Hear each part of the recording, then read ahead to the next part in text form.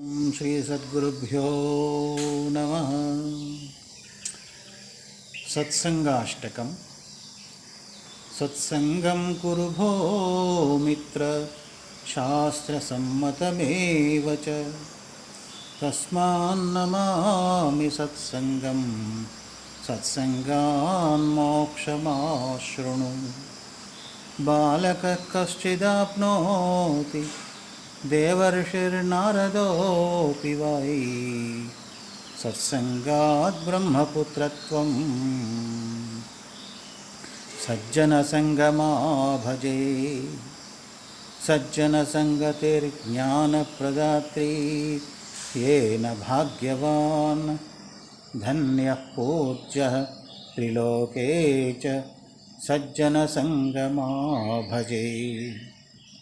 यदा दिक्पालकाह्वानं सत्संगार्थं च योजितं, प्रकाशितं महाश्चर्यं सज्जनसंगमा भजे।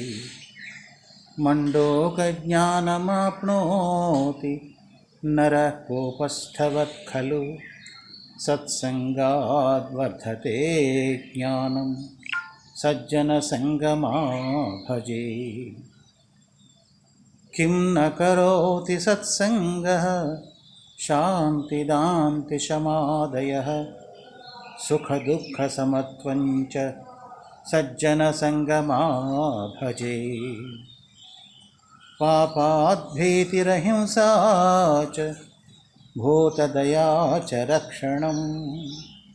विपदि धैर्यमाशौचं सज्जनसंगमा भजे। सत्संगादात्मविज्ञानं, ब्रह्मात्मैक्यप्रबोधनम्। अखण्डमद्वयं शान्तं सज्जनसंगमा भजे। सत्संगाष्टकमाहात्म्यं विवेचयन्तु धीवराः। अखण्डानन्दगिर्याख्य स्वामिनेरितमिष्टदम्। इति श्रीसत्संगाष्टकं सम्पूर्णम्। ओम जय सद्गुरुदेव भगवान की जय। हर नमः पार्वती पतये। हर हर महादेव।